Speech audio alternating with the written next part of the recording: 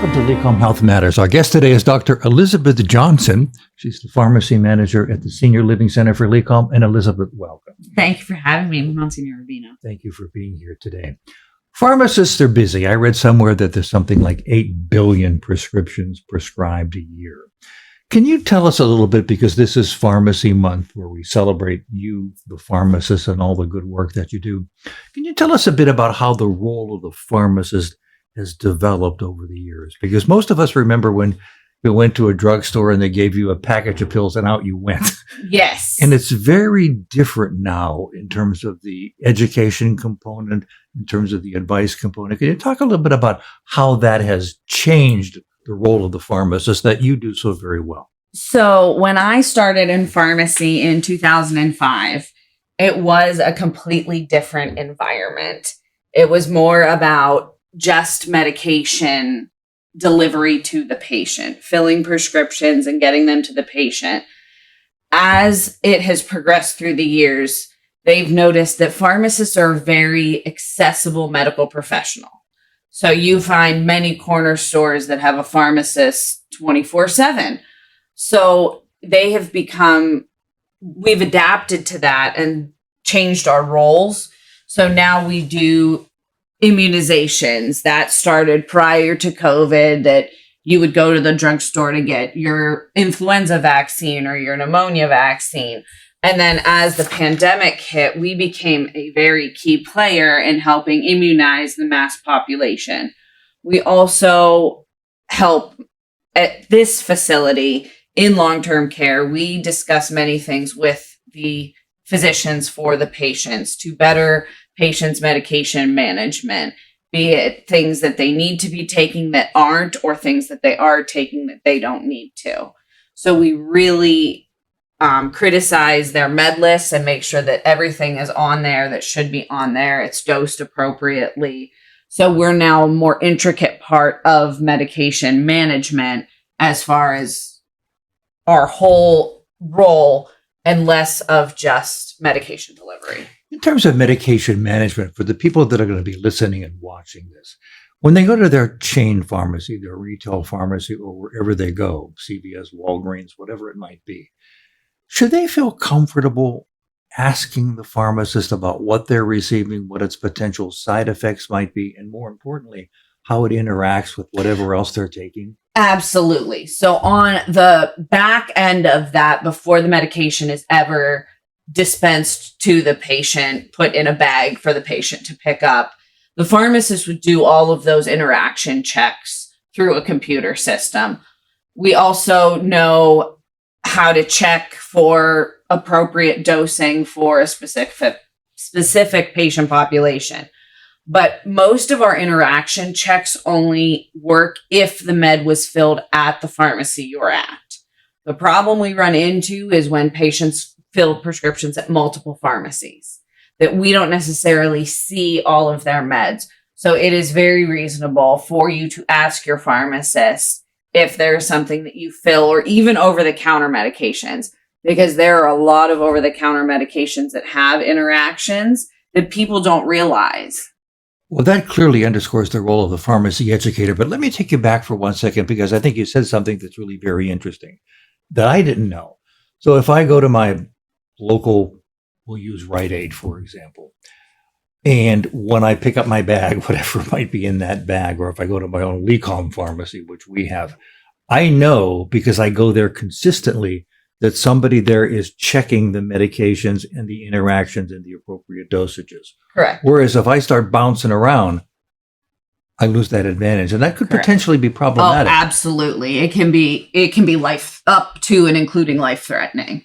So that, for example, if you go to the ER, if you fall and go to the ER and get a pain medication filled at a 24-hour store that's not Colonial Family Pharmacy, they can only check as much of the information as they have. So they wouldn't necessarily have your entire med list. Mm-hmm. So yes, it is very important for you to keep a copy of your med list at all times on your person, so that if you do end up at a off the wall pharmacy or out of town and something happens, they're not going to have your medical records, but then they can still run a comprehensive check Well, I for think your that point current is med list. critically important because I don't think people realize what you just said, that going to a pharmacy consistently, the same one Mhm. as Colonial Pharmacy, which is the LECOM pharmacy, Correct. they have your med list and they're Mhm. checking to make sure, because Yeah. people go to different physicians, people go to different Oh, doctors, absolutely. especially as they age, and they see a lot of different Mhm. providers that sometimes there could be a conflict. You miss out on that benefit Correct. if you're bouncing around looking for the cheapest pharmacy you Correct. can find or Correct. looking for the best deal that you can find. Correct. You may not get that. Well, that clearly plays then into that role of why we celebrate Pharmacy Month, because your role as an educator, you're far more than just a prescription filler. Oh, You're absolutely. there to educate people. And does the training provide you that opportunity to do that? Yes. So prior to, don't quote me on the date, I want to say late 1990s, you could have a bachelor's of pharmacy and still practice as a pharmacist. Then they noticed that the education needed to be more in depth. So now anyone that practices pharmacy, except for those licensed prior to that cutoff that were grandfathered in, have to get a PharmD. So we actually have a doctorate of pharmacy. That's the only option you have to be a practicing pharmacist. So we have an equivalent amount of training to a physician or a podiatrist or a physical therapist. So we go through, at best, 6 years. If you play your cards right with the accelerated program at LECOM, you can do 6 years. But or 7 if you decide to go to Florida. Exactly, 7. But there are some pharmacy schools that make you do 4 years of undergrad and 4 years of graduate school.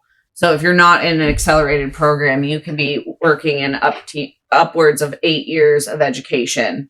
And what's the difference between what you do here at the senior living facility and the chain pharmacists do at the retail pharmacies? So we focus a lot more on transitions of care. So we have our long-term patients that we monitor and we check all of their medications.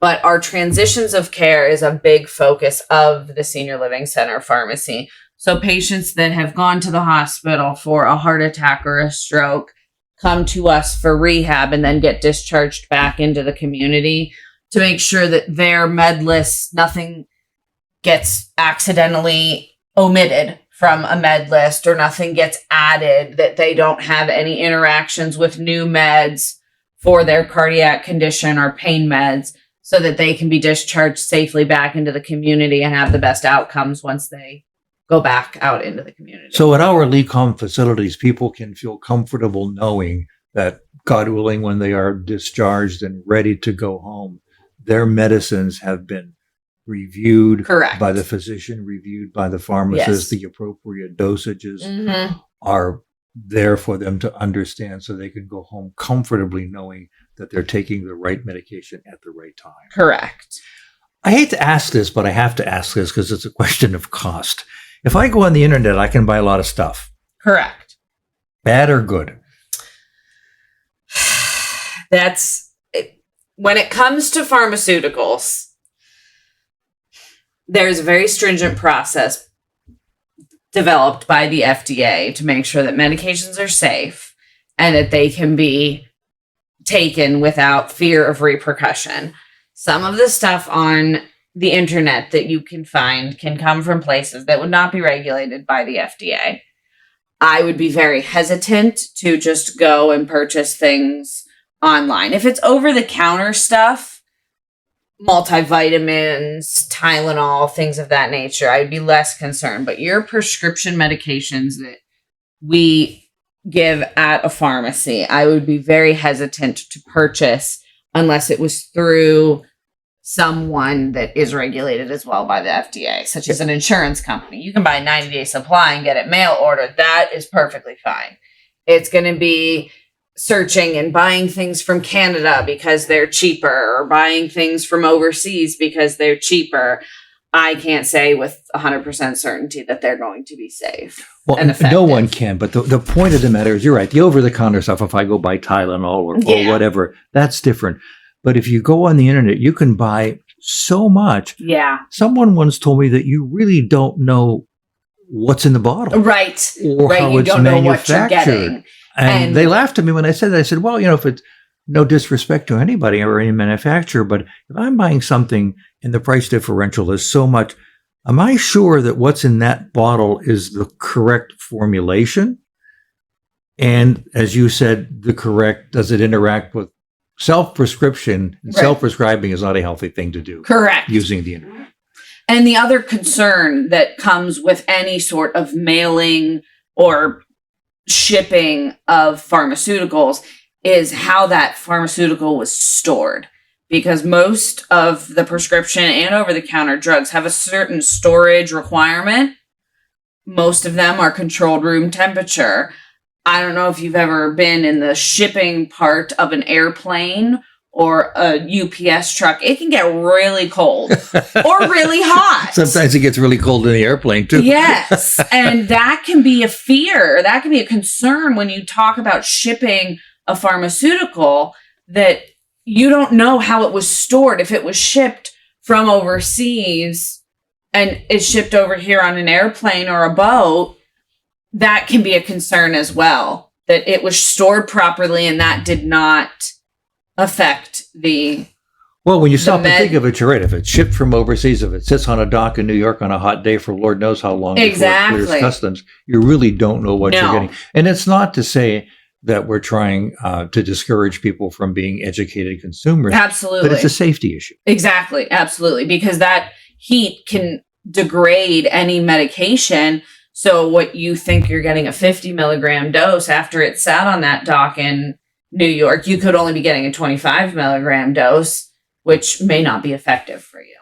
As we said at the top of this is Pharmacy Month, where we celebrate you. Thank you for all you and your pharmacists do to keep everybody healthy and well. But what would you say to someone who is listening or watching this, who's considering a pharmacy career? Because I think there are so many options within I think when people think of pharmacists, they think of the LECOM pharmacy and the good folks that work behind the counter. They don't know that there are other options to pursue. So many options. So there are endless opportunities. We need people in research and development. We need people in nuclear medicine, which a lot of folks don't even realize that there is a pharmacist that measures nuclear medicine. I didn't know that. Yeah. So any of your nuclear, like a stress test or any of your PET scans for cancer, that is measured by a pharmacist and dispensed by a pharmacist. Compounding pharmacy, retail pharmacy, long-term care, hospital, there are endless opportunities. And I would strongly suggest someone do their research. If they enjoy manipulation, maybe research and development is better for them. And that is a very critical part of pharmacy. The job market is good. Yes. You can find a job in various fields. Fairly easily, too, Yes. from what I understand. Yes. And also, I think that the hours can be somewhat more flexible, too. Yeah, depending on what field you want to go in, absolutely. The LECOM obviously has pharmacy school in Erie, a pharmacy school in Florida. And if anybody's listening and they're interested in pursuing that, our admissions folks would be very happy to work with you and go through, because the curriculum's the same. You got to get your PharmD before you do anything. Correct. And then once you get your PharmD, if someone is going to go into a specialty after they get their Pharm degree, they would do a fellowship or a residency to study A, B, and C, whatever that is. Correct. So it's a good career for people to look into. Oh, absolutely. But it is a career that clearly demands people being sensitive to people's needs. Oh, absolutely. And some more than others.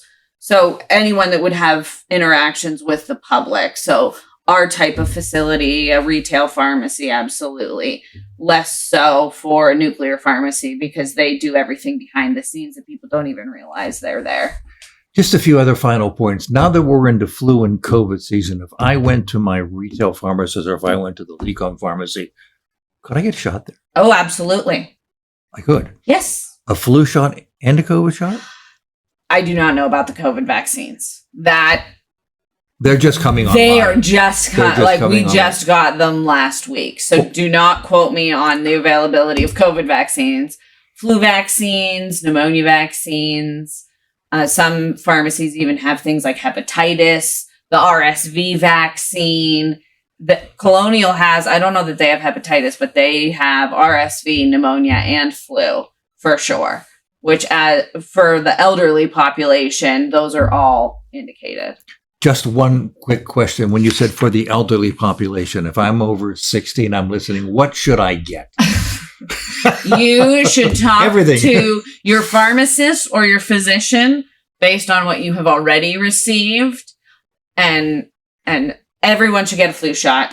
There are very few people who would not be eligible for a flu shot, but they have developed new pneumonia vaccines. So pretty much everyone who has already gotten a pneumonia vaccine can still get a booster of the new pneumonia vaccine. The RSV vaccine is brand new, and I would suggest that to anyone because that can be dangerous not only for the elderly, but for our very young population. And the vaccine is for the elderly. Could you describe the RSV vaccine? Because I think there's a lot of confusion. So the RSV vaccine is for the lung virus, and the people who are exceptionally susceptible to it are the young population, newborns, and then the elderly population, because there is no treatment. It's a virus. You just kind of have to let it run its course. And a lot of the patients in that population don't have the physical strength to get through that vaccine. You're middle-aged, so I would say probably adolescent, maybe 5 to 6 years old, the whole way up to 65.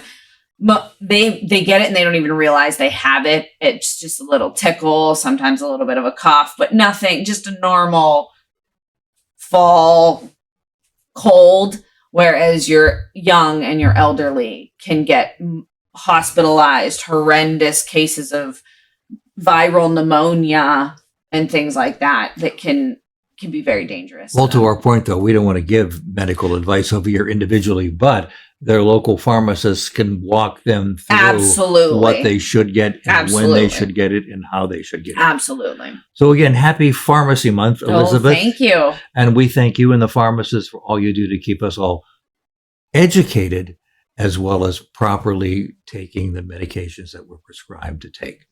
This has been Monsignor Rubino for LECOM Health Matters. Thank you, Elizabeth, for being with us. Have a great day. You too.